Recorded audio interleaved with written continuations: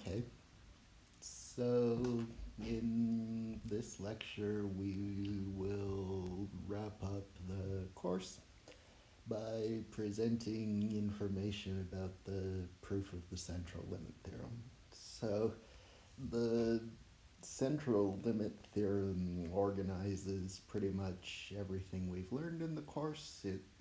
The story I've been trying to tell is basically how to arrive at the central limit theorem from the axioms of probability. So the axioms of probability are what they are. There's three of them, and they have certain consequences. And among the consequences are the central limit theorem. And so, to some extent, the process of deducing the central limit theorem from the axioms of probability is what we've been doing this entire course. But the idea of proving the central limit theorem really requires you to go substantially beyond the ideas that are needed to construct it and define all the terms from the axioms of probability. And so I won't be able to communicate the information in this lecture with the same clarity as I've been trying to communicate the information in the previous lectures, because in this lecture I'm going to basically cover as much material as we have in the entire course, and from some perspectives a lot more. So, the purpose of this lecture is not at all to convince you that the central limit theorem is true. Convincing yourself that the central limit theorem is true is something that you should probably do in graduate school if you want to get a PhD in math. But I'm trying to communicate the proof at a much coarser level than what's required to verify the details, to give you some pictures and words about the ideas that underlie it, and to show you the final computation which holds the essence of why the theorem is true. Okay, so the main idea we want to use is to employ a tool, and we're going to choose a very powerful tool. It's called the Fourier Transform, and it really appears in virtually every branch of math, and consequently in every branch of science. It's beyond me to give some kind of summary of what the Fourier transform actually means, but one way of approaching it is to think that you can organize information based on point by point data. So you can have an index set, and then you can have data labeled by indexes. But if you have a lot of data and the indexes have a certain structure, you can transform the data into a structure that's based more on the concept of a wave than on a concept of point by point data. It's not really clear from what I'm saying the way in which a wave can substitute for point by point data, but that's kind of what the Fourier transforms is about. It's about going from data indexed in the way we normally think about it to data indexed by the frequencies of waves. Okay, so there are many proofs of the central limit theorem, but the central limit theorem is a deep thing with a lot of powerful consequences, and that means that there's kind of a conservation of difficulty among its proofs. Like, there is no easy proof of the central limit theorem, and there can be no easy proof of the central limit theorem, because any sort of easy proof would fail to precisely capture the detailed statement, and any kind of easy proof would fall afoul of many things which are close to the central limit theorem but are not true. And the central limit theorem is something which is true, and it is, in some senses, the maximal truth in that direction. It's like nothing more than the central limit theorem is true. The central limit theorem is everything you can say about what it describes, and if you tried to prove it in an easy way, you would get a statement that's not sufficiently precise to cut out the exact truth of the central limit theorem from all of the falsehoods which lie just beyond it. It's like an easy proof is going to be too general for the central limit theorem. If you want to find the central limit theorem, you have to really use some kind of very careful analysis that's not going to try and prove something different, which is false. It's like, if you think of an easy proof, it's crude. It doesn't have enough detail to bring out the central limit theorem. So any proof of the central limit theorem is going to be somewhat difficult, because an easy proof would be too coarse and would not hit the central limit theorem with the precision needed. So in general, mathematical difficulty comes in one of two forms. It can take the form of complexity, or it can take the form of abstraction. And the human brain just cannot do large complexity. We can't. It just doesn't work. The human brain can't do large complexity, but we can do large abstraction. And so the proof I'm going to present here is kind of designed to push that feeling as far as it can go, and give a proof with very high abstraction but very low complexity. And some other proofs of the central limit theorem reverse that weighting. You can find proofs of lower abstraction but higher complexity. Obviously, the complex proofs are still at a level that can be processed by the human brain, but they just take a lot of notation and computation and things that are very hard to intuit. Whereas the abstract proof I'm going to present involves some pretty high level ideas, but relatively little heavy information processing. Okay, so this idea of the Fourier transform needs, first of all, a generalization of the concept of a number from beyond the real numbers to what are called the complex numbers. So I introduced real numbers at the beginning of the course, and so now I'll describe how to construct complex numbers from real numbers.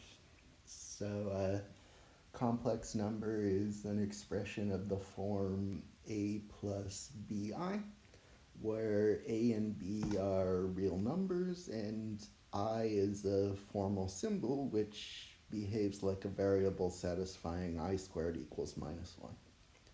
So this symbol I is commonly known as the imaginary unit. I think that's an absolutely terrible name because it suggests that I has some sort of different epistemological status from all the other stuff in math, that it's somehow more imaginary, or math isn't all imaginary, or imaginary is just a bad word to use for math. But that's the name that's used, and we have to stick with it because it's been there for hundreds of years. So this is called the imaginary unit. It's a formal symbol which you can use like a variable x with the condition that whenever you square it, you replace it with minus 1. So the motivation for the complex numbers is obviously that there are no real numbers whose square is minus 1. And the fact that the square of a real number is non-negative obviously has a lot of nice consequences, but it does present a certain obstruction to finding square roots of negative numbers. And so in the service of finding square roots for negative numbers, we expand our concept of numbers from real numbers on a line to complex numbers which are commonly visualized as a plane. So if you think of the standard two-dimensional plane, then the usual way to view complex numbers is to think of the real number line as being embedded in this plane as the x-axis. And we want to think of the y-axis as a conjugate copy of the real line, which is now consists of real numbers juxtaposed with this symbol I. So the way we want to think is that we have real numbers and we have an orthogonal axis of real numbers juxtaposed with I, and then all the other points in the plane we can build by adding real numbers to multiples of I, in the same way we build Cartesian coordinates. So for the purposes of addition, there's no difference between complex numbers and pairs of real numbers which constitute points in the plane. The distinction between a complex number and a pair of real numbers is the multiplication of complex numbers, which works like FOIL. So when we add complex numbers, there's nothing too exciting that happens. We just add them like linear polynomials. So we have a plus bi, that's a complex number, and we have c plus di, which is another complex number. Their sum should be a third complex number, which means we need to present it as a real number plus a multiple of I.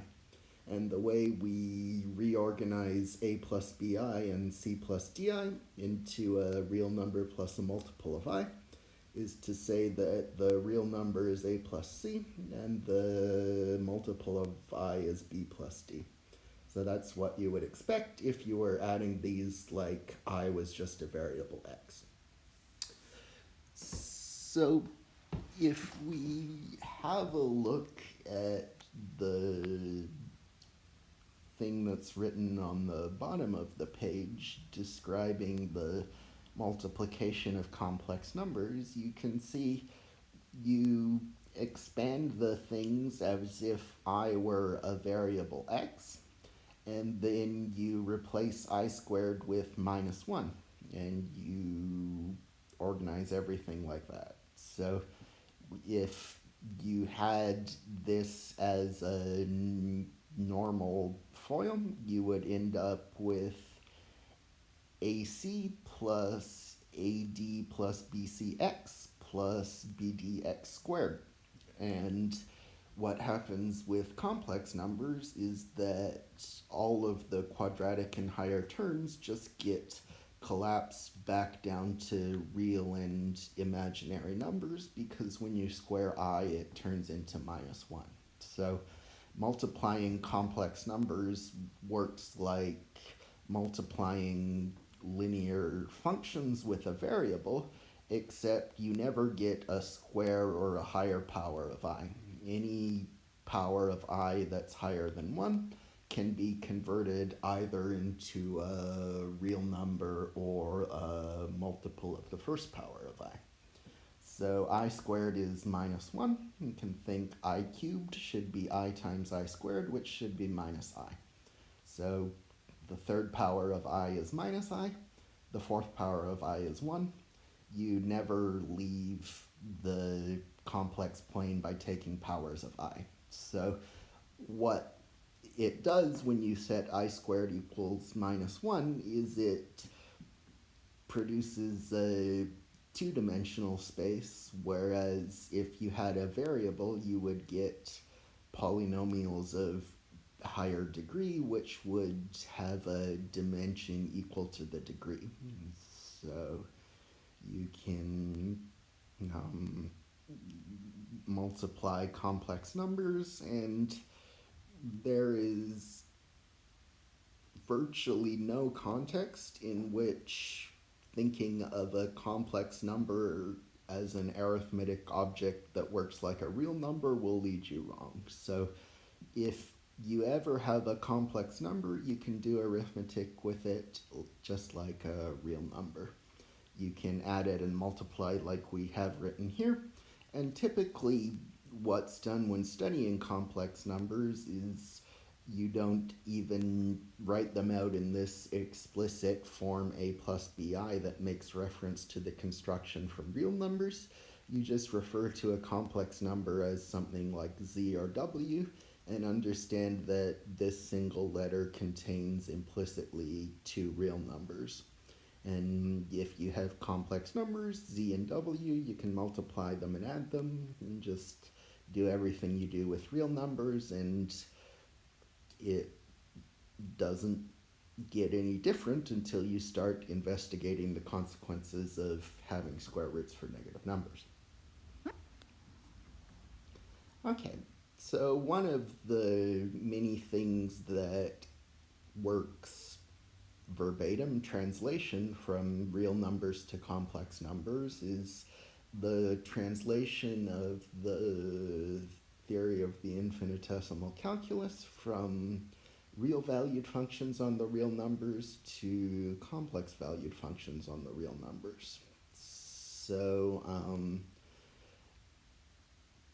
a function from the real numbers to the real numbers is something that hopefully you understand as the central object of calculus. And so you can take everything you've ever learned about calculus and say that instead of a function from the real numbers to the real numbers, I have a function from the real numbers to the complex numbers.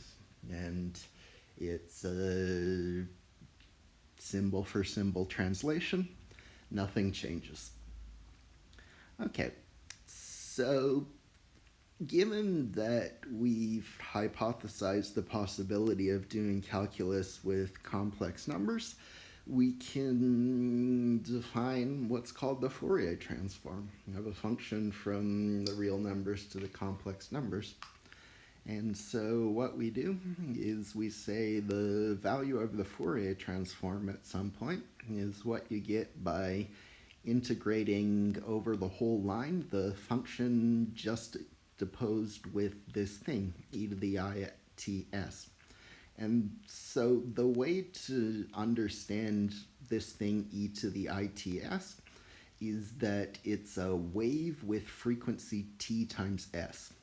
Well, really it should be something like t times s over 2 pi, but the essential thing is that even though it's not clear from what I've said, the introduction in complex numbers in calculus really presents a construction of waves. And this thing, e to the its, is a wave whose frequency depends on the exponent and the real exponent next to I. So if you have e to the I with a very small real exponent close to 0, that gives you an extremely slow wave with very low frequency. And if you have e to the it for a very large value of t, that gives you an extremely high frequency wave. So the thing e to the its that appears in the formula for the Fourier transform is what mathematicians would call a character of the real numbers. It's a thing that looks like a wave oscillating at frequency equal to the real number adjacent to I in the exponent. And so what we do when we construct the Fourier transform is we take this integral that tests a function against waves with various frequencies. And the way to understand this integral is that it's a correlation. So what we're asking about is the extent to which the function correlates with a wave of varying frequencies. And the way we calculate this is we say that I'm going to build this function where the value of f hat is telling me the rate at which I scaled the wave frequency when I was integrating this function. So as t gets larger, the frequency of the wave gets faster and faster, and the wave oscillates increasingly as t gets larger. But what we're doing is we're adjusting the rate at which the frequency of the oscillation grows. And by testing the correlation of the function against waves whose frequency grows with different rates, we can actually capture all of the information about the function and gain tremendous insight into its nature.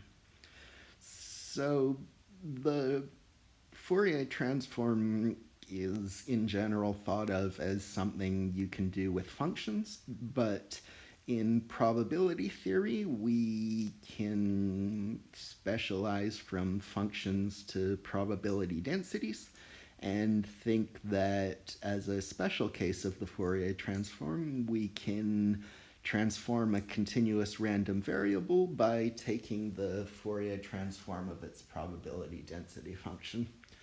So the central limit theorem for the discrete random variables is absolutely true. It can be deduced many ways as a consequence of the theorem for continuous random variables, but probably the best way of explaining why it's easy to define the Fourier transform for continuous random variables and somewhat harder to define it for discrete random variables is to give you the real answer, which is that in an appropriate level of abstraction, a discrete random variable is a special case of a continuous random variable. But again, that's very abstract. So what I've written here as the Fourier transform of the continuous random variable hopefully makes sense in terms of the story I've told about the Fourier transform applied to the probability density function. And I suggest we just temporarily ignore discrete random variables in this context with the assurance that they are less complicated than continuous random variables. Okay, so one way of rewriting the Fourier transform in a more probabilistic way is to think that, oops, that is not what I wanted to say.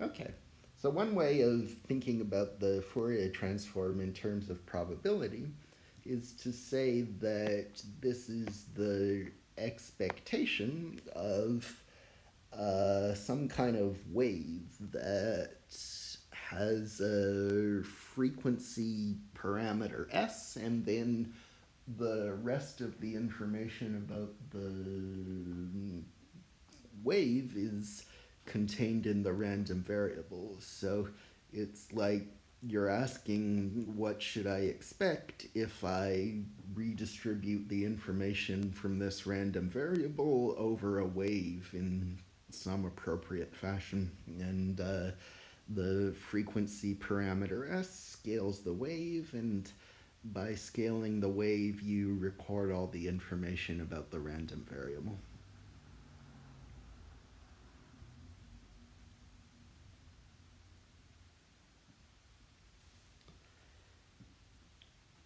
Okay, so the Fourier transform retains all of the essential information about the random variable. It's possible to invert the Fourier transform and recover the density of the random variable from its Fourier transform. But despite the fact that they contain the same information, presenting the information on the other side of the Fourier transform can let you do things which are not possible on the other side of the Fourier transform. So in probability, the Fourier transform is commonly known as the characteristic function of the random variable. The theoretical mathematicians started studying the Fourier transform in the late 18th century, and probability and statistics only came into being in the early 20th century. So the characteristic function was a name given by probabilists and statisticians who didn't know that theoretical mathematicians had already been thinking about this for 100 years. But that's what it's typically called in statistics, called the characteristic function of the random variable. I would rather call it the Fourier transform, but in probability they call it the characteristic function. So there is a fact known as Levity's continuity theorem, which asserts that if the Fourier transforms of two random variables are close, then the original random variables are close. So being able to use the word close in this casual way is kind of one of the main themes of mathematical analysis, whereby it's understood that these casual uses of the word close have precise formulations in terms of limits. But the idea is that proximity for Fourier transforms entails proximity for the original random variables. And so one, or the sense in which the original random variables are close is precisely the one is stated by the central limit theorem, where we have these probabilities that are converging to the probability that the standard normal is within certain bounds.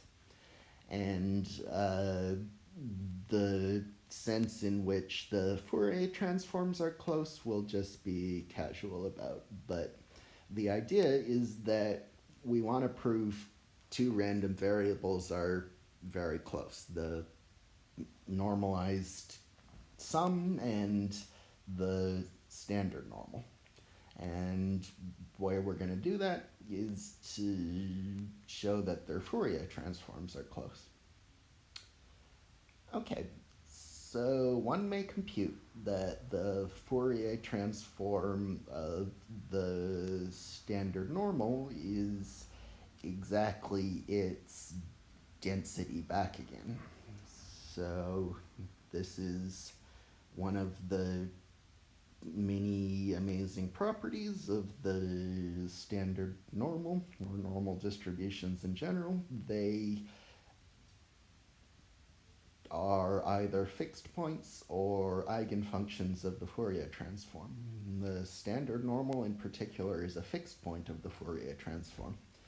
You test the density against all these waves and it just gives you exactly the same thing back again. So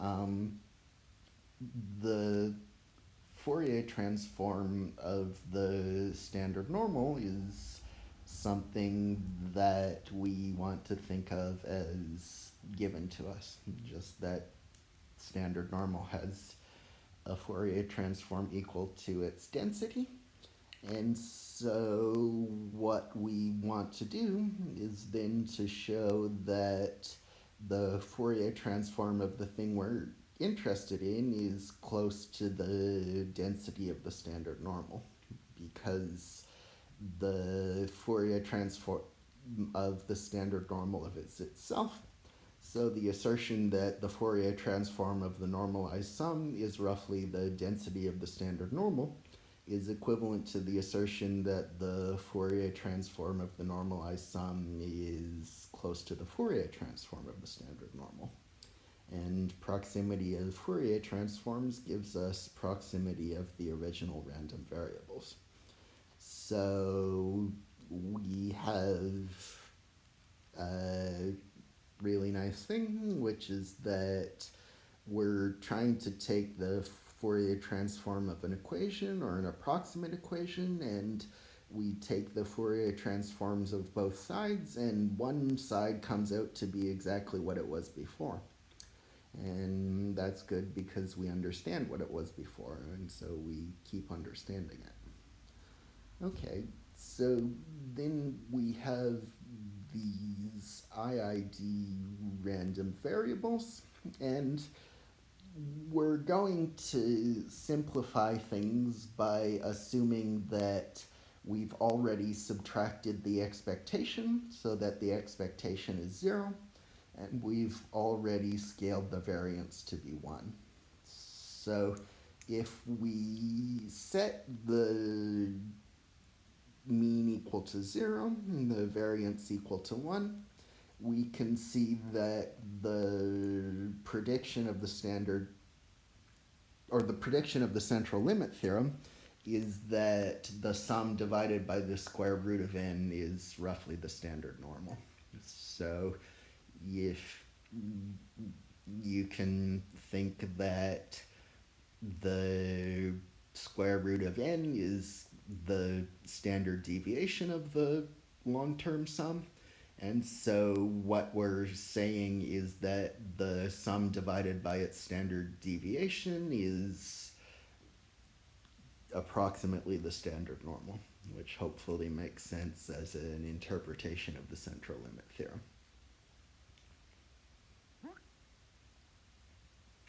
Okay, so you can't do this whole proof without computation, and I think it's important to show this computation. So what we want to do is to get a connection between these Fourier transform expectations of waves and the expectation of the random variable itself. And so what we can do is we can take the exponential function e to the it x1, and we can instantiate the definition of the exponential function as a power series. And so e to the it x1 should be sum from n equals 0 to infinity, I to the tx1n over n factorial. So if you just replace I to itx1 with some variable like y, hopefully this is what you recognize as the power series for the exponential function. And the series we have here is just what you get by plugging in it to the x1 for this power series, even though I and x1 are not real numbers, which you probably have plugged into power series before. But there is a justification for manipulating this expression as if it were a power series of real numbers. And we can see that if we do that, it comes out to be 1 from the 0 term plus itx1 when n is equal to 1 plus t squared x1 squared over 2 plus some other stuff which we think is irrelevant because it depends on higher powers of t. So the reason we get this term t squared x1 squared over 2 is that when we plug in n equals 2 to the power series, we get itx1 squared over 2 factorial. So 2 factorial is 2. And when we square I, it gives us this minus sign. And then we have t squared and x1 squared, which are telling us the things that remain after we square the I and do the n equals 2. So we can use linearity of expectation to expand this sum into 1 plus it times the expectation of x1 minus t squared over 2 times the expectation of x1 squared. And then what I think is the essence of the central limit theorem is that if you assume the mean is 0, it squashes the first order term. It tells you that the it thing doesn't appear, and you only have this quadratic term. And it kind of looks like that's an artifact of assuming the expectation is 0, but it's not an artifact of the assumption. It's an underlying truth which is preserved by the assumption. And so if you had a non-zero expectation and you adjusted this calculation appropriately, you would still get the expectation minus itself, and that would crush the first order term. So even though it looks like the first order term is disappearing because of an unnecessary assumption, if you remove the assumption that the expectation is 0 and track the changes through the proof correctly, it still appears, once everything is changed appropriately, as 0 at this point. So you never get a first order term even when the expectation is different from 0. And so we've also made this assumption that the variance of the random variable is 1. So the variance is expectation of x squared minus the square of the expectation. Expectation is 0, so the variance is the expectation of x1 squared, which is 1. So that gives us the coefficient in the quadratic term. We have the constant 1, and we have no first order term, and then we have this quadratic term with the minus sign. And so because we assumed these random variables are identically distributed, the calculation we did for x1 holds for all of these random variables. So the expectation of e to the itxk is equal to 1 minus t squared over 2 plus smaller stuff we don't care about for all values of k. The reason we don't care about the other stuff is because all of the information in this random variable is actually contained in the derivative at 0 of this Fourier transform. So you don't actually need to know anything about the Fourier transform except what it looks like right at 0. If you can differentiate the Fourier transform at 0, you can completely reconstruct the random variable. So when we do the general Fourier transform, this t could be very large, and it would be completely unreasonable to dismiss high powers of it because they're small. But it turns out that in order to understand probability theory, you don't need to know anything about the Fourier transform except its local behavior at 0. And so we can just think of this as something that's relevant when t is approaching 0 in order to differentiate at 0.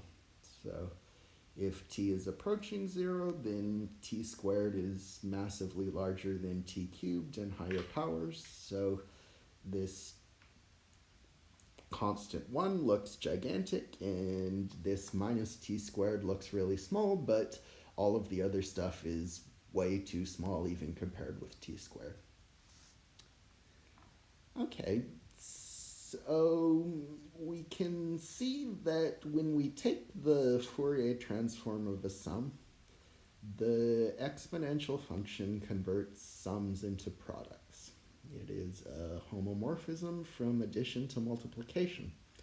And so when we take the expectation of e to the it times the standardized sum, it splits into a product of the expectation of all of these various e to the it for the individual random variables.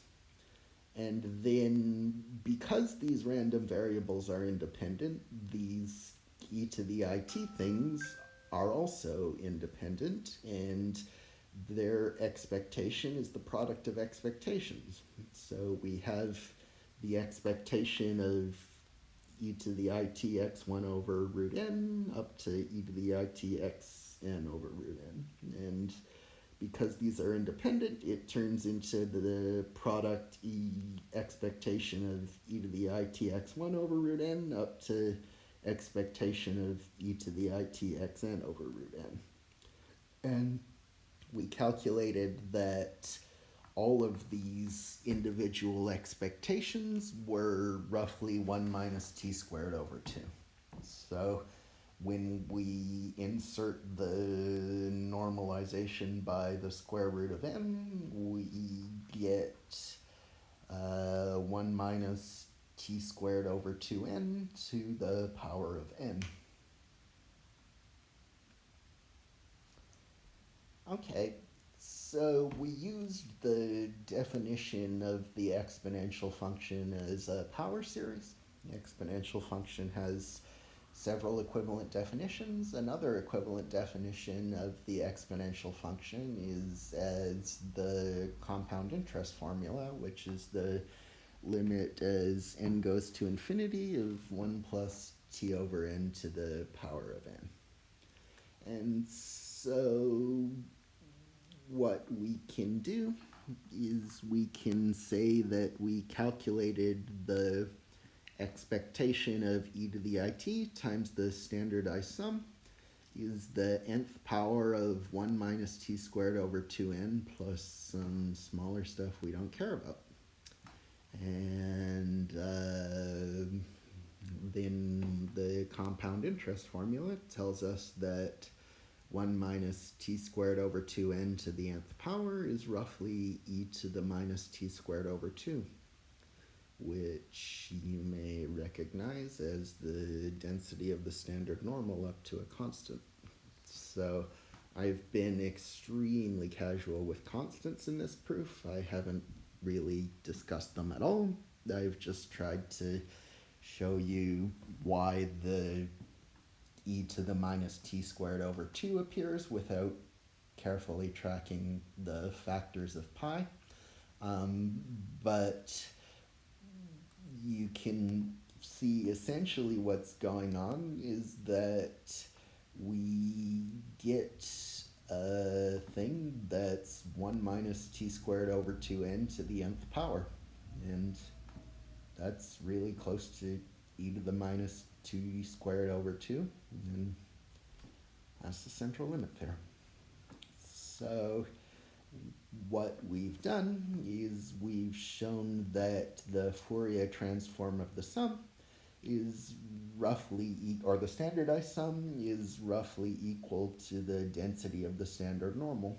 And so the original random variables have to be close in a sense that can be made precise. Okay, so as I said, we covered more material in the last lecture than the entirety of the course before it. That's, I think, a reasonable way to organize a math course.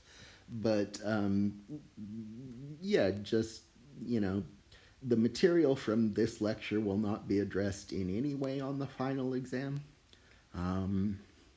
You can just take it as something to show you what's over the horizon. So in terms of the final exam, I'll release a practice exam later this week, probably tomorrow. And on Monday, May 10th, so 1 week from Monday, we'll have a review session for the final exam, in which we'll primarily discuss the problems from the practice exam. And so the final exam will be released at 9:30 a.m. on Thursday, May 13th. And it will be due at 9:30 a.m. on Monday, May 17th. And so all of the procedures will be exactly the same as the midterm. You can use whatever resources you want that don't involve human beings. And you can have the full 4 days to work on the exam however you want. Okay, so thanks for listening.